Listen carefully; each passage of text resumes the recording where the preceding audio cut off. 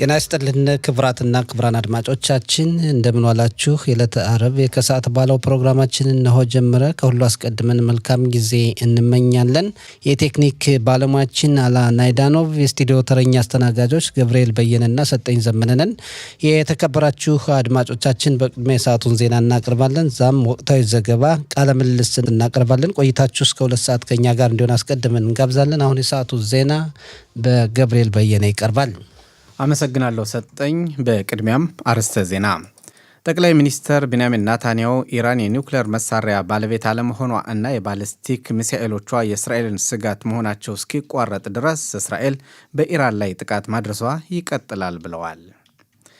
እስራኤልና ኢራን የለየለት ጦርነት ተገጠሙ። ዛሬ 8ኛ ቀናቸውን ያዙ ሲሆኑ እስካሁን ከኢራን በተተኮሱ ሚሳኤሎች በእስራኤል ሀገር 24 ሰዎች ተገድለዋል። በተባበሩት መንግስታት ድርጅት የሚያገለግሉት የእስራኤል አምባሳደር ዳኒ ዳኖን በተባበሩት መንግስታት የጸጥታው ምክር ቤት ኢራን በህዝብ ማዕከላት የምትወስደውን ሚሳኤል ጥቃት አጥብቆ እንዲያወግዝ ጠየቁም። አሜሪካ በኳታርና ባህሬን የሚገኙ ወታደራዊ ንብረቷን ኢራን ጥቃት ልታደርስባቸው ትችላለች በሚል ስጋት ማስወጣት ጀምራለች ተባለ። የሚሉት ለሰዓቱ ታሉን ዜናዎች መካከል ዋና ዋናዎቹ ናቸው። ዝርዝረ ዜናውን እነሆም። እስራኤልና ኢራን የለየለት ጦርነት ተገጠሙ። ዛሬ 8ኛ ቀናቸውን ያዙ ሲሆኑ ከኢራን ወደ እስራኤል በተተኮሱ ሚሳኤሎች በእስራኤል 24 ሰዎች ሲገደሉ ከ2300 ሰዎች በላይ ከባድና ቀላል ጉዳት ደርሶባቸው ቁስለኛ ሆነዋል። ከ6400 ሰዎች በላይ ደግሞ ጦርነቱ ባስከተለው ጫና የተነሳ ከመኖሪያ ቤታቸው እንዲርቁ ተደርጓል። ኢራን የእስራኤልን ዜጎች ለመጉዳት 445 የሚሆኑ ሚሳኤሎችን ወደ እስራኤል ልተኩሳለች። ሰው አልባ የሚበሩ ድሮን የሚባሉ መሳሪያዎችን 1000 የሚሆኑ መተኮሷን ተደረሰን መረጃዎች ለማወቅ ችለናል። እነዚህ መሳሪያዎች መተኮሳቸውን የሚያሳዩ ከ7450 በላይ የማስጠንቀቂያ ድምፆች 8 ቀኑን በያዘ ጦርነት በእስራኤል ተሰምተዋል። እስራኤል በኢራን ምድር ላይ እየወሰደቻቸው ባሉ ጥቃቶች ደግሞ 10 ከፍተኛ የመከላከያ ሰራዊቱ ባለስልጣናትና 14 ኢራን አሉኝ የምትላቸው የኒውክሌር መሳሪያ ጠበብቶች ተረሽነዋል። 6 የሚሆኑ የኒውክሌር መሳሪያን ለማሳለጥ የተገነቡ ተቋማት ተደምስሰዋል። ከ250 በላይ የጥቃት ኢላማዎች ተፈጽመዋል። ሰሞኑን ከኢራን ጋር እየተደረገ ያለው ጦርነት በእስራኤልና በዓለም አቀፍ ደረጃ ሰፊ ጊዜ ተሰጥቶት ጎልቶ የሚዘገብ ጦርነት ይሁን እንጂ በጋዛ ሰርጥ 623 ቀኖችን ያስቆጠረው ጦርነት አሁንም ተጠናክሮ እንደቀጠለ ነው። እስራኤል ሐማስን ከጋዛ ሰርጥ ለማጥፋትና የተጠለፉትን ለማስመለስ የምታደርገው ጦርነት የተፈለገውን ያክል ውጤት እያሳየ አይደለም ተብሎ ቢተችም መንግስት ውጤት በዚህ አቅጣጫ ብቻ ነው በማለት ጦርነቱን አስቀጥሏል። በጋዛ ሰርጥ የሚገኘው መከላከያ ሰራዊቱም ከጠላት ጋር በሚያደርገው ግብግብ አባሎቹ እየተሰዉበት ከፍተኛ ዋጋ መክፈሉን እንደቀጠለ ነው። በጋዛ ሰርጥ በህይወት አሉና በህይወት አይደሉም የሚባሉ ቤተሰቦቻቸው እነሱን ለማስለቀቅ 623 ቀኖች ሙሉ የሚታገሉላቸው 53 ሰዎች በሐማስ እጅ ተይዘው ይገኛሉ።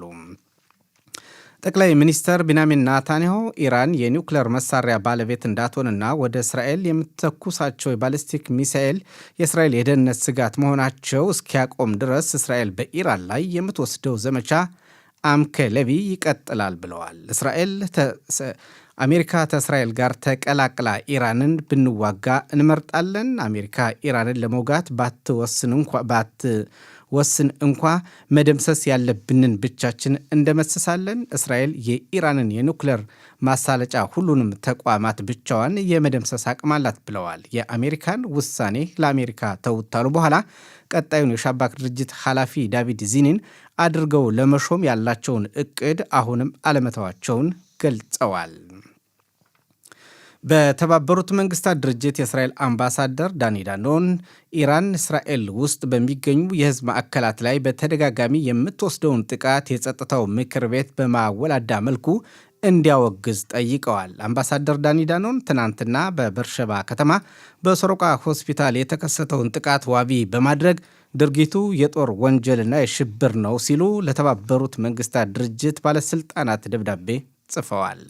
ዳኒ ዳኖን አክለውም አምከለቢ ጦርነት ከተጀመረ አንስቶ እስካሁን የኢራን መንግስት ወደ እስራኤል 450 የሚሆኑ የባለስቲክ ሚሳኤሎችን እና በመቶዎች የሚቆጠሩ ሰው አልባ የሚበሩ የጦር መሳሪያ አውሮፕላኖችን መተኮሱን በጻፉት ደብዳቤ አስፍረዋል።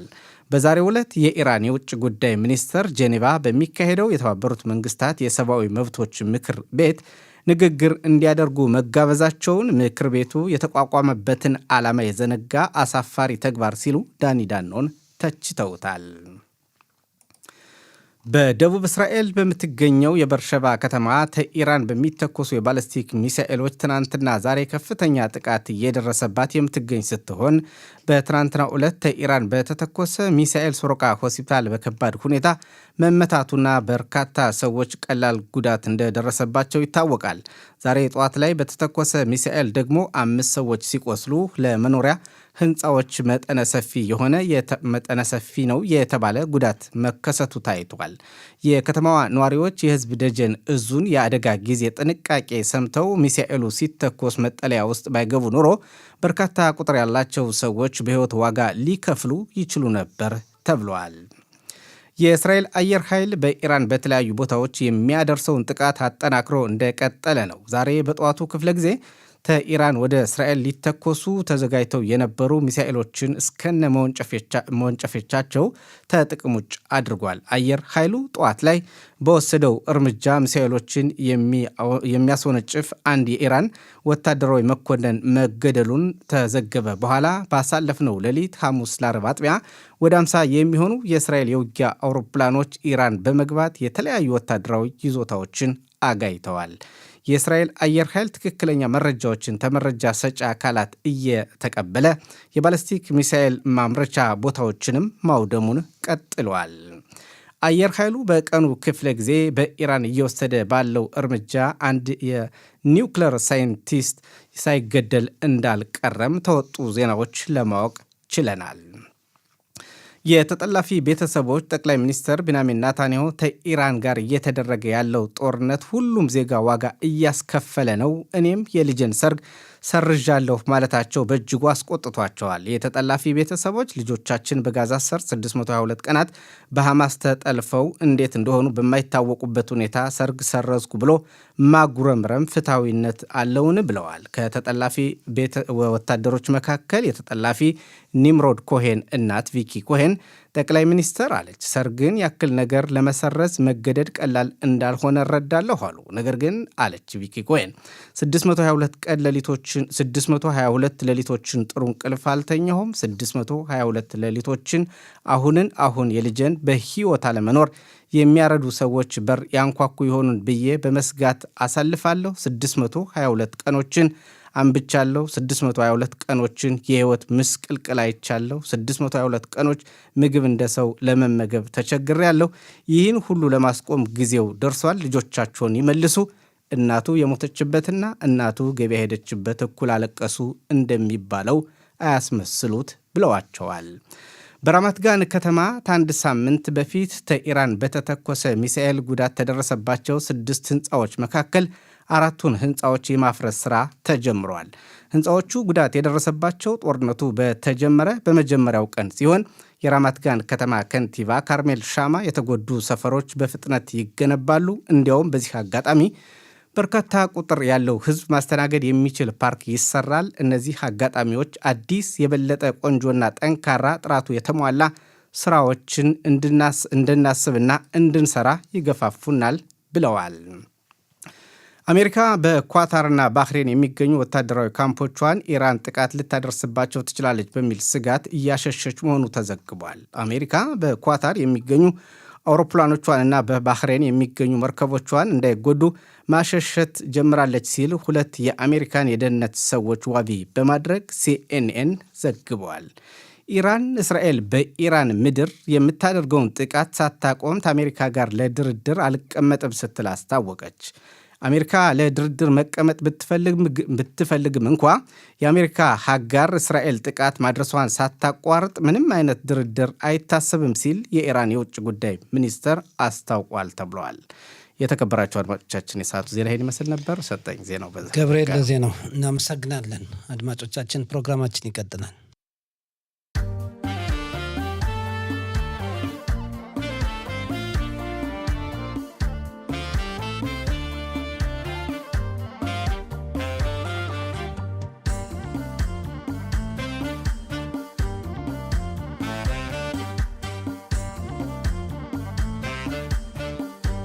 የተከበራችሁ አድማጮቻችን ከዚህ ቀጥለን ደግሞ በደጀን ዙ ከሚያገለግለው ሻለቃ ይቸው ባየ ጋር በወቅታዊ ጉዳዮች እንግዲህ ባለው የደጀን ዙ መመሪያ ካለ እንወያያለን።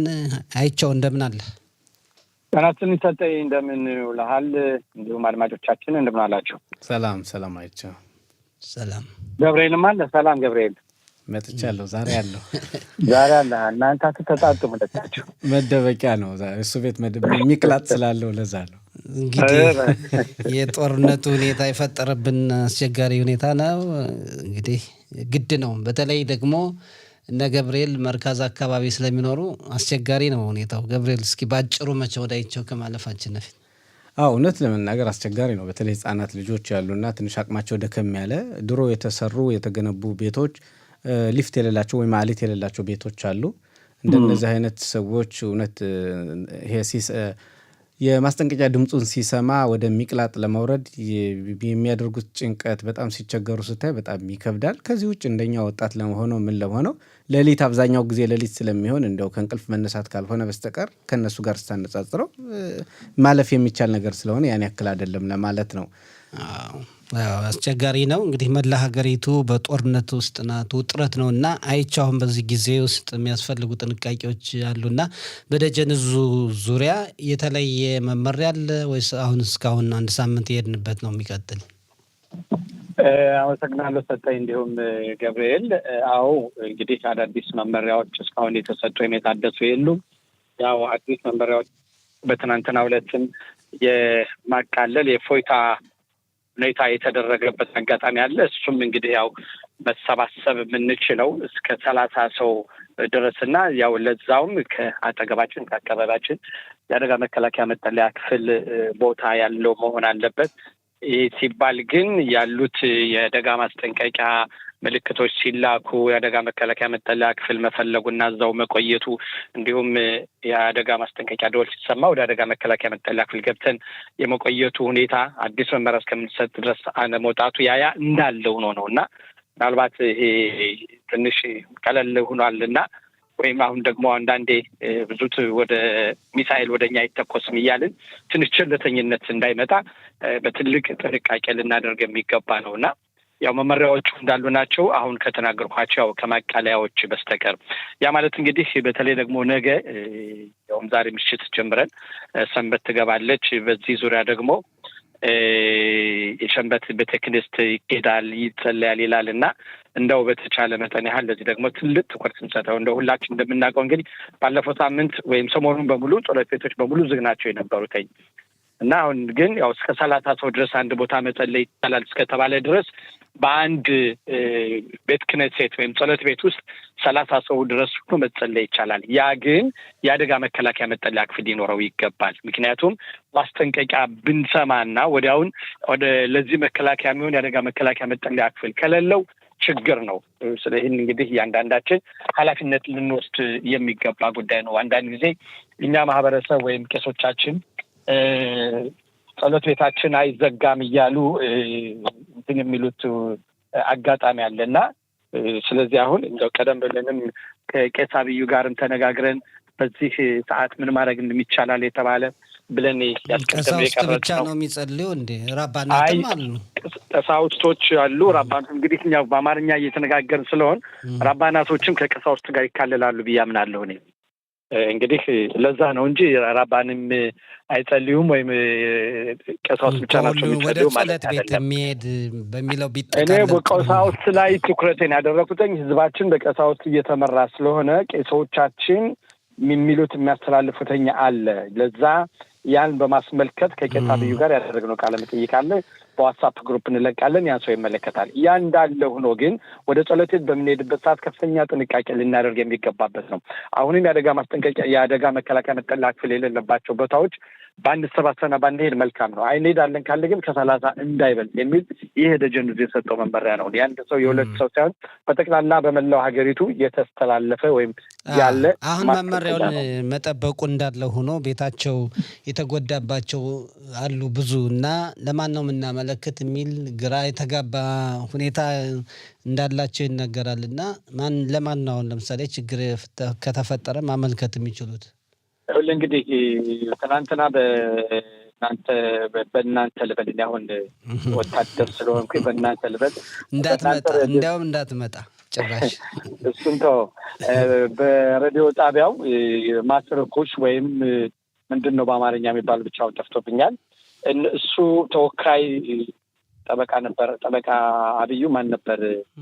አቢ መሰለኝ ወጥቶ የተናገረው ሁኔታ አለና ያንን ሁኔታ እንደው በድጋሜ ብታቀርቡትና የሚሆነውን ነገር ቆንጆ ነው። እኛ የደጀን ህዝብ እንግዲህ በእንደዚህ አይነት ነገር የሚገባበት መንገድ የለውም። በዚህ አይነት መንገድ እኛ የደጀን ህዝብ ማህበረሰቡን ማስጠንቀቅ፣ ያሉት የአደጋዎችን ማስጠንቀቅ፣ መናገር ከዚህ ውጪ አዳዲስ መመሪያዎችና የህዝቡን ደህንነት የበለጠ ህዝቡ ሊፈጠር ከሚችለው አደጋ ራሱ እንዴት ሊያድን ይችላል በሚለው ዙሪያ የበለጠ ይመክራል እንጂ እንደዚህ በአንዳንድ በተጎዱ ቤቶች ዙሪያ ላይ የሚሰራው ስራ የለም። እስካሁን ድረስ የሚያደርገው ነገር የለም።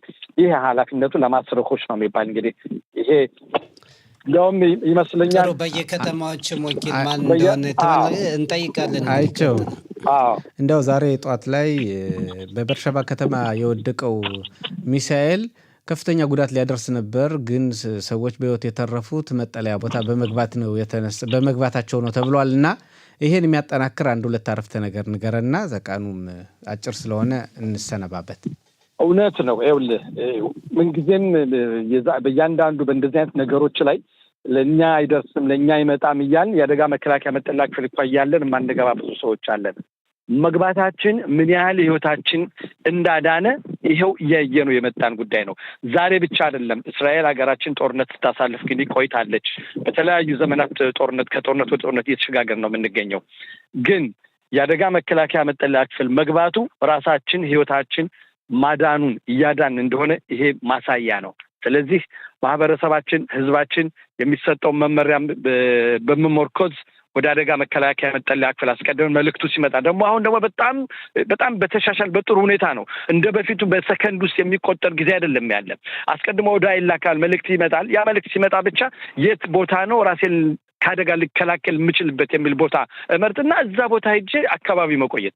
ወዲያውኑ የአደጋ ማስጠንቀቂያ ደወል ስሰማ ወደ ቦታው ገብቼ እጠብቃለሁ ማለት ነው። ያው አዲስ መመሪያ ተነግሮ እስከመውጣ ድረስ እና በእውነት ወደ አደጋ መከላከያ መጠለያ ክፍል መግባቱን ህዝባችን፣ ማህበረሰባችን ቸላ እንዳይለው። በተለይ ደግሞ አሁን ሰንበት የምትገባበት ስለሆነ በሰንበት ቀን ስለሆነ በዚህም አደራ የምንለው የደጀን ህዝብ የሚሰጠውን መመሪያ ያዳምጥ፣ ይከታተል። በመመሪያው መሰረት ሊደርስበት የሚችለውን አደጋ መቆጠብ ይቻላል፣ ህይወትን ማዳን ይቻላል። እናመሰግናለን። አይቸው ሻባት ሻሎም ይስጥልን። እሺ ከዚህ ቀጥለን የተከበራችሁ አድማጮቻችን ከቀድሞ የፓርላማ አባል ከጋዲ ባርከን ጋር እንወያያለን። እሱም በስልክ መስመራችን ይገኛል። ጋዲ እንደምን ዋልክ? ጤና ይስጥልኝ ጋብርኤል። ጤና ይስጥልኝ ሰጠኝ። ጤና ይስጥልኝ ለህብረተሰቡ። አዎ እንዴት ነህ አንተ በእነዚህ አስቸጋሪ ቀናቶች ጋዲ? አይ አስቸጋሪ ቀን ሳይሆን ታሪካዊ ጊዜ ስለሆነ አስቸጋሪ ሳይሆን ደስ የሚል የሚያኮራ የእስራኤል ልጅ የሆነ በሙሉ እስራኤል ሀገር ያለ ብቻ ሳይሆን ዓለም ላይ ያለ በታሪካዊ ዘመን መሆኑን የሚረዳበት ቀን ነው። እርግጥ ችግር አለ እናያለን። ነገሩ ደግሞ አባቶቻችን እንደሚሉት ካልደፈረሰ አይጠራም ይላሉ። ጋዲ እንደው ታሪካዊ ጊዜ ነው። አንተ እስራኤል በቀጥታ ኢራንን እንድትዋጋ ከሚፈልጉ ሰዎች አንዱ ነበርክ? በደንብ በተደጋጋሚ ጊዜ ሲናገር ነበር እና አሁን እንዴት ነው ስሜት? አዎ ተሰጠኝ። አሁን እንደጠቀስከው በራዲዮም ሆነ ቲቪ ላይ ሞጥቼ በአንዳንድ ቦታው ላይ ትንተና ስሰጥም ወይም በአንዳንድ ሚስጥራዊ ስብሰባ በስራችን ጉዳይ ሲሆንም ያለኝና አቋም ሀሳብ ሁል ጊዜ ነው የምገልጸው። ማለት ምን መሰላችሁ፣ አሁን አንድ ሰው እንደ ምሳሌ ልስጣችሁና አሁን አንድ ሰው ከጎረቤት ያልሆነ ሰው ከሩቅ ሰፈር መጥቶ ይህን ሰው በህነ ቤትህ ነው የማቃጥልህ እያለ ሊያቃጥለኝ ነው ብለህ ስትዘጋጅ ሌላ ጎረቤትማ ያው እኮ ነው እየቀለደ ነው ዝም ብለው እያለ ዝም ብሎ ያባባሃል፣ ያሳምናል። በሌላ ቀን ደግሞ እሳት ይዞ እየለኮሰ ዘይት አምጥቶ ሊጠፍ እሳትም ክብሪትም ይዞ ሲመጣ አይዞህ እየቀለደ ነው ብለህ ዝም ልትችል አትችልም። አንተ ማድረግ ያለብህ ይህን ሰው አንድ ማድረግ አለብህ። በአሁኑ ሰዓትም ላይ ከእስራኤል ላይ የሚመጣው ዘመቻ እስራኤልና ኢራን ደንበር የላቸውም። ምንም ደንበር የለንም። ምንም ያገናኝነት ጥላቻ የለንም። እንደተለመደው የአረብ ሀገሮች ራሳቸውን አምባገነን መንግስት ለመጠበቅ ሲሉ ህዝባቸውን እየተጨቆኑ ስለሚመሩ የውጭ ጠላት ግዴታ ያዘጋጃሉ። ህዝቡን በውጭ ጠላት ላይ አስመስለው ሌላ ጠላት ያዋጉታል። የኢራን ደግሞ እንደዚህ አድርጎ አካባቢውን ተጠቅሞ ሃይማኖቱን ተጠቅሞ ከሃይማኖት ውጭ የሆነ ጦርነት ይህ ከእስላምና ከአይሁድ ሃይማኖት የማያገናኘውን አድርገው እስራኤል የምትባል ሀገር እናጠፋታለን በማለት 38 ዓመት ይህ መንግስት የኢራን መንግስት ከ42 ዓመት ተቋቋመ ጀምሮ ከ37 የአያቶላ አስተዳደር ማለት ነው እና ኒውክሌር አዲስ ይህን ቦምብ አድርገን አዘጋጅተን የምናዘጋጀው ደግሞ ለእስራኤል ህዝብ ነው ብለው እየተዘጋጁ ሳለ 38 ዓመት የወሰደበት ኒውክሌር እየተዘጋጀ ይህን ሰዎች አሁን ከጫፍ ደርሰው ነበር። የተወሰነ ትንሽ እርምጃ ነው የቀራቸው። ይህ ሲዘጋጅ ደግሞ የዓለም መንግስት የዓለም ህዝብ እኛን እንኳን ሀገራችን እስራኤል ሀገር እንዳገር ሆና ያለችውን ማንኛውም የእስራኤል ሃይማኖት ተከታይ ይሁዲም የሚባለው በዓለም ላይ ለህይወቱ የሚያሰጋግዝ ጊዜ ነው የሚፈጠር ነበር። እንደዛ ስለሆነ የእስራኤል መንግስት የወሰደው እርምጃ ግዴታ የሁለተኛው ሆሎኮስት የጀርመን መንግስት ከዛን የበለጠ ከጀርመኑ የማያንስ የበለጠ እንኳን ባለልብ የማያንስ መንግስት ይህን አገራችን ለመጨፍጨፍ የተነሳበት ጊዜ ስለነበረ ጥሩ አድርጓል። ጠቅላይ ሚኒስትራችንም በዚህ ላይ በጣም ትልቅ ምስጋናና ሞራል የሚገባቸው የመከላከያ ባለ ወታደሮች፣ የሞሳድ ባለ ድርጅቶች ሰራተኞች በሙሉ እና በታሪካዊ ጊዜ ነው ያለ ነው እስራኤል የወሰደችው እርምጃ። ብዙ ሰዎች እያደነቁት ያለው ዘመቻ ነው። ግን በአንድ በኩል እንደዛ ሆኖ እርምጃ መውሰድ ከተጀመረ 8 ቀን ሲሆነው በአጭር ጊዜ ዘመቻውን ተፈጻሚ የማድረግ የተፈለገውን የኢራን የኒውክሌር ተቋማት የባሊስቲክ ሚሳኤል ግንባታን የማስቀረት ሁኔታ በአጭር ጊዜ መከናወን ነበረበት። መራዘሙ ምናልባት አሰልቺ ነገሮችን ሊፈጥሩ ይችላል እና የሚሉ ትችቶች ደግሞ ይቀርባሉ እና ምን አስተያየት አለ እዚያ? አሰልቺ ነገሮች የሚቀርበው ከማን ነው? ከእስራኤል መንግስት ነው? ከእስራኤል ህዝብ ላይ ነው ወይስ የዓለም መንግስት? እንዳይቀጥልና ብዙ ጊዜ እንዳይወስድ በአጭር ጊዜ ዘመቻው አስፈላጊ ነው። በእስራኤል ህልውና ላይ የመጣ ነው። ግን ብዙ ጊዜ ቀጥሎ ልክ እንደ ጋዛው ጦርነት እስራኤልንም ሌላ ዋጋ የሚያስከፍል እንዳይሆን ስጋት ያላቸው አካላት አሉ። ይህማ እርግጥ እንኳን ደህነ ጦርነት ተከፍቶ ጦርነት ሳይከፈትም ከእስራኤል ጋር ከእስራኤል መንግስትና ከእስራኤል ህዝብ ላይ የሚባለው ዛቻ እየተለመደ ነው። እንደዚህ አይነት የዚህ ጦርነት ለምሳሌ ሲሄድ የእስራኤል አሁን በዚህ በ8 ቀን ውስጥ ይህ ሁኔታ ሲካሄድ ጦርነት ሲካሄድ ውጤቱ የመጣው ውጤት በአንድ አመት ወይም በሁለት አመት ወይም በግማሽ ወር በሁለት ወር የተዘጋጀ ኦፕሬሽን አይደለም። ይህ ደግሞ ሆን ተብሎ የእስራኤል መንግስት ራሱን ለማዳን ህዝቡን ለማዳን ለመከላከል 38 አመት የወሰደበት እርምጃ ነው። በየአመቱ ለምሳሌ አሁን ይፋም ስለሆነ መነጋገር ይቻላል። በእስራኤል የመከላከያ ሚኒስቴር ራሱን የቻለ ዲፓርትመንት አካል አለ ኢራንን የሚመለከት ከእስራኤል አየር አብራሪዎች መከላከያዎች ላይ ራሱን የቻለ ስለ ኢራን ብቻ 24 ሰዓት ውድና ከገቡ ጀምሮ እስከሚጨርሱ ድረስ ስለ ኢራን ብቻ የሚዘጋጁ አብራሪዎችና ፓይለቶች ወይም አካላቱ ተቋሞች አሉ። የሞሳድ ሰራተኞች ወታደሮች ኢራን ላይ ገብተው ይህን ነገር ሊሰሩት የተቻሉ በአንድ አመት ውስጥ አይደለም፣ በ38 አመት ውስጥ በየአመቱ እየተጠና የተጠበቀ ስርዓት ነው። ይህም ደግሞ እንደዚህ ሆኖ ራሳችን ማመስገን ብቻ ሳይሆን ዙሮ የእስራኤል አምላካችን ከስደት አውጥቶ ከባርነት አውጥቶ ራሳችን ችለን አገራችን እስራኤልን ሀገር አቋቁመን ከዓለም ያለው የእስራኤል ዘር በሙሉ ተሰብስቦ መጥቶ ራሱን ችሎ ዓለምን ከሚያስደምምበት ጊዜ የደረስንበት የእስራኤል አምላክ ስለፈቀደውና ይህንም እውቀቱንም ጥበቡም ስለሰጠን ነው።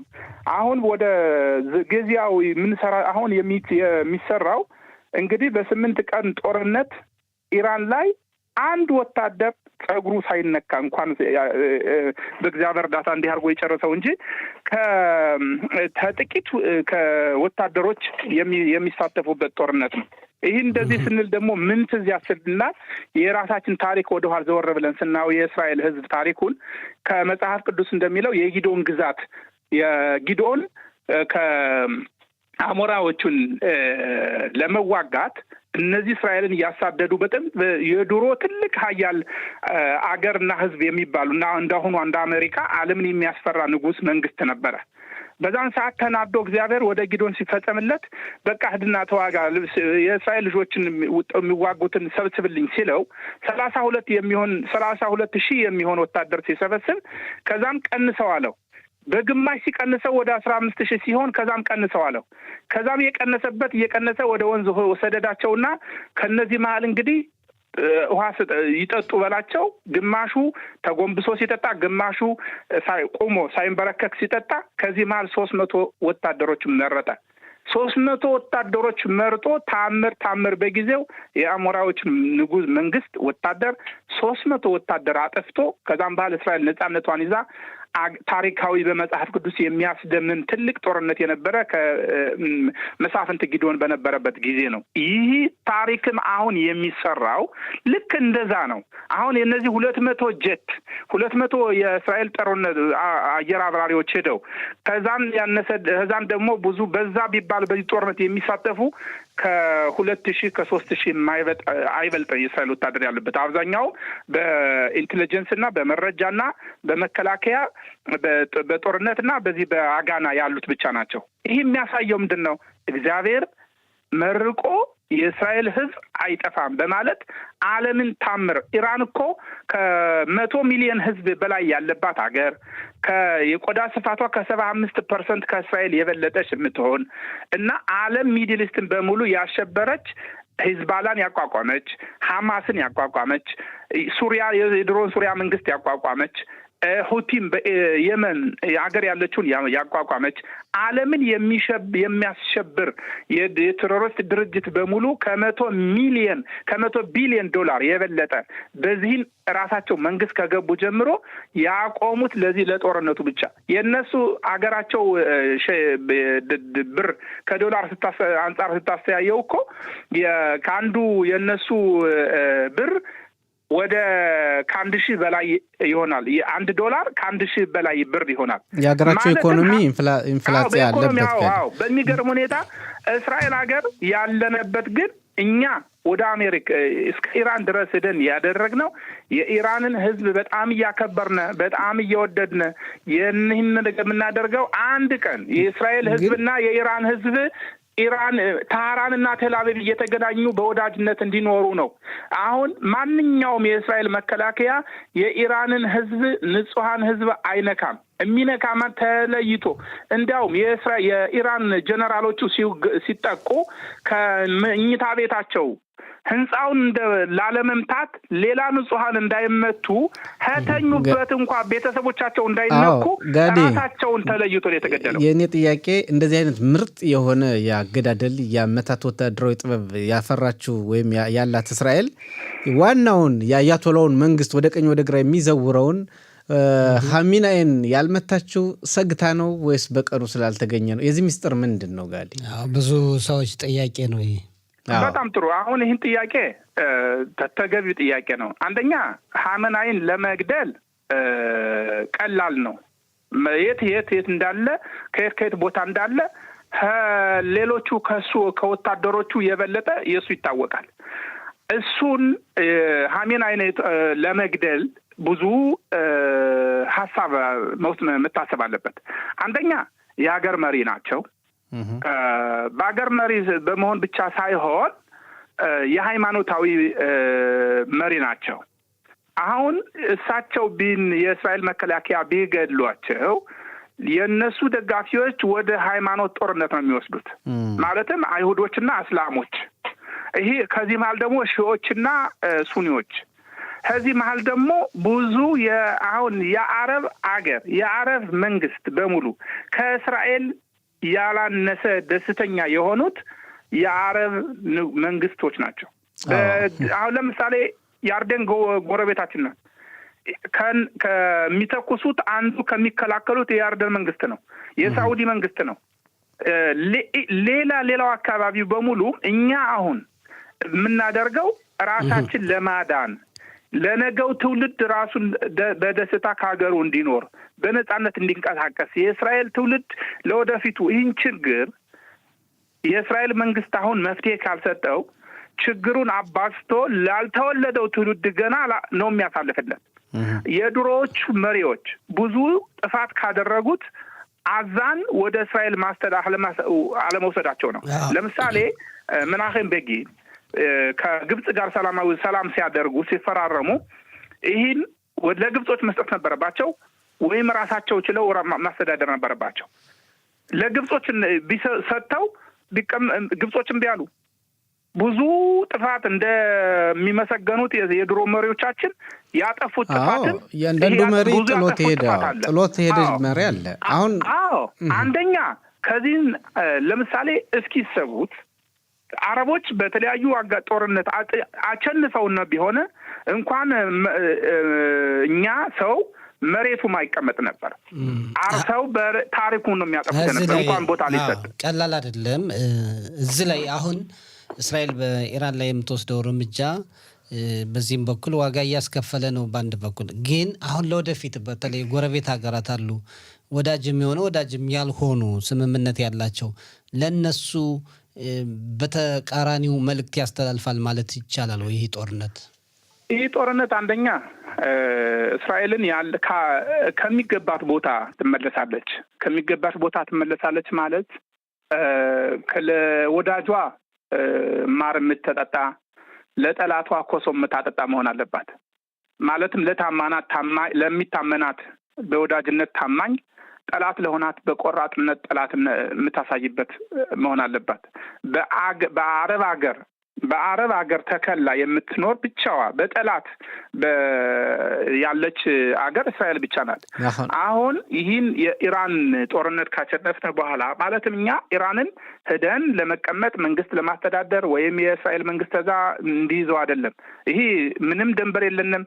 እኛ የምናደርገው የእስራኤል ህዝብ ለዘላለም እንዲኖር፣ ጠላት እንዳይኖር፣ የሁለተኛው የናዚ የጀርመን መንግስት እንዳይፈጠር ነው የምናደርገው። የጀርመን ፕሬዚደንት ካንስለር ምን አለ? እስራኤል የምትሰራው ስራ የእኛን ቆሻሻ ስራ ነው የምትሰራልን አለ። ማለትም ራሳቸው የሚፈሩትን ትክክል እንዳልሆነ የኢራን መንግስት ያውቃሉ። ይሄ የኢራን መንግስት ኒኩለር ቢይዝ እስራኤልን ብቻ ሳይሆን አካባቢውን በሙሉ እንደሚረብሹ ያውቃሉ። እና በዳር ዝም ብለው ተሰርቶ ትልቅ ነን የሚሉ አገሮች ተለምነውም እንኳን ራሱ አሁን አሜሪካ ዶናልድ ትራምፕ ወዳጃችን በዳሩን አሁን በሚመለከተው ምክንያት ለምንድን ነው አሁን የእስራኤል መከላከያ ጥሩ ውጤት ባመጣ ኑሮ የዓለም ህዝብ ተረባርቦ እስራኤልን ጥፋተኛ አድርጎ ቶሎ ነው የሚወግዙን የነበረው። ግን ራሳችን ችለን በራሳችን መከላከያ በራሳችን መሳሪያ ምንም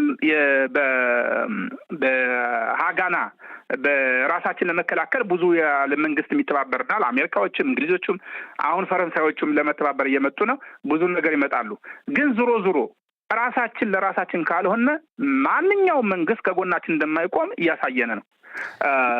ዙሮ ይህ ውጤት እኔ አሁን የምናገረውን ከጊዜ በኋላ ምናልባት 10 ዓመት 20 ዓመት 30 ዓመት ሊወስድ ይችላል ሲሆን ከዛም በፊት ማሰማት ይቻላል። ጊዜው በጥቂት ጊዜ ውስጥ እስራኤል ሀገር ከአካባቢዋቻ ከሊባኖን ጋር ከሱሪያ ጋር ከሌሎች ሀገር ጋር ሰላም ተፈጥራለች።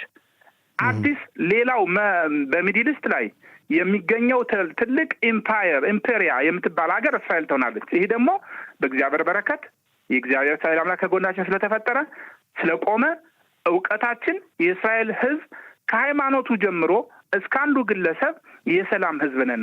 አሴ ሻሎም ሮዴፍ ሻሎም በአሴ ሻሎም በመጽሐፍ ቅዱሳችን ያለን ህዝብ ነን እና ጎረቤቶቻችን ሰላም ብናደርግ ከእስራኤል ጋር በሰላም ያለው ውጤቱንና ከእስራኤል ጋር በጦርነት ያለው ውጤቱን ይየው። ጋዲ አንድ የመጨረሻ ጥያቄ በእርግጥ ትናንትና ጠቅላይ ሚኒስትር ቢንያሚን ኔታንያሁ አሜሪካ ባትጨመርም እኛ ብቻችን ወደ ኢራን በመጓዝ የኒኩለር ማብላያ ወይም ደግሞ ማሰላጠኛ ቦታዎችን መደምሰስ እንችላለን ብለዋል። ግን አብዛኞች በእስራኤል አቅም ብቻ የሚወሰን አይደለም። በተለይ ፎርዱ የሚባለው የኢራን ዋለ የሚባለው የኒኩለር ማሳለጫው ቦታ ለመምታት የእስራኤል አቅም ብቻውን አይችለውም። አሜሪካ መቀላቀል አለባት ይላሉ። አሜሪካ ደግሞ ወደኋላ ወደፊት የምትለው ነገር አለና ይሄስ እንዴት ነው? ቅድም ያመጣሁላችሁ ምሳሌ ነበረ ከመጽሐፍ ቅዱስ የጊዶንን ዘመቻ በ300 ወታደር የስንትን 100,000 ወታደሮች ያሸነፈ የአሜሪካ መንግስት ቢጨመር ሌላ የዓለም መንግስት ተባብሮ ባይጨመር ይህ ግዴታ የለውም። እኛ የምናሸነፍበት የእስራኤል አምላክ ከጎናችን ስላለ ብቻ ነው። የእስራኤል አምላክ ታምር በዚህ ህዝብ ስለሰራ ብቻ ነው እንጂ የአሜሪካ መንግስት ቢጨመር ባይጨመር ቢመጡ ጥሩ ነው፣ ደስ ይለናል። ግን የእስራኤል መንግስት ራሱ በእስራኤል ራሷን ችላ በመከላከያዋ ይህን ጠላት የኢራንን ህዝብ አይደለም የኢራንን ነዳጅ የኢራንን ቦታ ልንወስድ አይደለም። እኒህ ሰዎች ኒውክሌር ቢኖራቸው ስለሚያጠፉን ለእኛ ደግሞ ለመኖር ስንል የምንወስደው እርምጃ ነው እንጂ የእስራኤል መንግስት የእስራኤል ህዝብ ኢራን ሄዶ ምንም የሚያገኘው ነገር የለም። እንዲያውም እኛ ይህ መንግስት ቢወድቅ የኢራን ህዝብ የበለጠ ተጠቃሚ የሚሆን በ80% የኢራን ህዝብ ይህን መንግስት እንዲወድቅ ይፈልገዋል። ካለን ጊዜ አንጻር ነው። እጅግ አድርገን እናመሰግናለን። በሌላ ጊዜም እንደዚሁ እየተገናኘን እናወራለን፣ በደንብ እንረዳዳለን። ሻባት ሻሎም። ማረጃ ደግሞ ለህብረተሰቡ የፒኩድ አውረፍ የሚያወጣውን እባካችሁ ስሙ፣ ተንቀሳቀሱ የሚሉትን ነፍስ ያድናል። ባለፈውም ሲርቶን አውርቻለሁ። እባካችሁ ተጠንቀቁ። ልክ ነህ ጋዲ። ሻባት ሻሎም። እናመሰግናለን።